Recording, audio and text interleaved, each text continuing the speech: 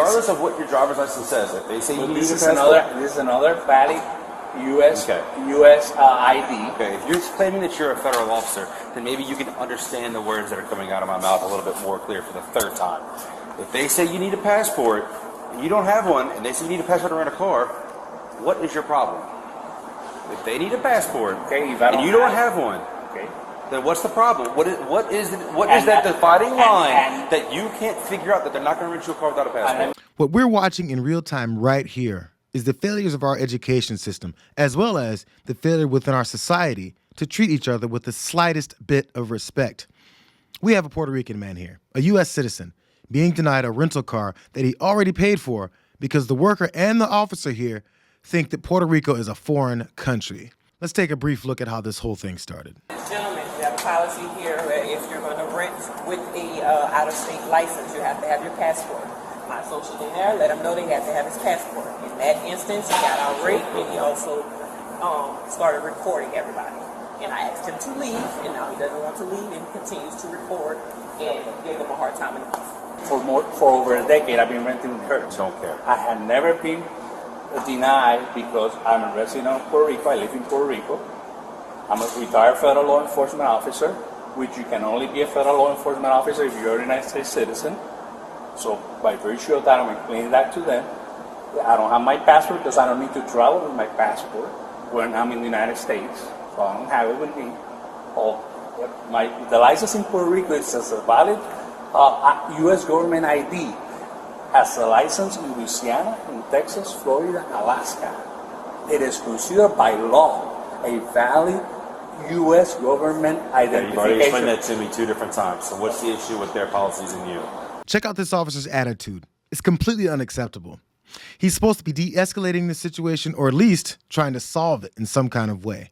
Instead, he's disrespecting the guy like he came in here looking to cause all kinds of trouble, maybe even cause a disruption, not just to rent a car. When you travel from Puerto Rico to mainland USA... Regardless to what, sir, we've had multiple different customers that come here that have an out-of-the-country driver's license that present a passport, whether or not if they knew. But this is not an out-of-country driver's license. He's explained it to you, I'm explaining to you. Regardless to what, we cannot rent you. And because you recorded us, now you're not going to be able to bring with her ever. Because you shouldn't have recorded us ever. All right, we're not going to keep going in circles here. It is midnight. This is ridiculous. And I'm saying that ridiculous. We're not going to do this crap anymore. Is that pretty clear? Okay. All right, so you can find your way out the parking garage or second or third floor and try to rent a car. We are not going to sit here for any longer and bicker over this nonsense. If you're not getting a car, you don't have a passport. What about that I prepaid? Okay, they've got this thing called the corporate office. You can send all your videos that you recorded to them and try to get your money back. We are not going to sit here tonight and do this anymore. You don't require that from someone who came to travel from Texas. You done? You can leave. All right. Sure. Which way do I go to? Right past that car down the escalator, down the stairs. Can I go down there to that way? I don't care which way you go. Okay. Thank you. Do not come back up here and cause any more disturbances. Now, this whole thing went down at New Orleans Louis Armstrong International Airport. And after the cop ran this guy off very angrily, Hertz actually did pick up on the story, and they found out that they sided with this customer, Marshawn. Here's what they said. Hertz accepts Puerto Rican driver's licenses from our customers renting in the U.S. without requiring a valid passport. Quote, we sincerely regret that our policy was not followed and have apologized to Mr. Marshawn and refunded his rental.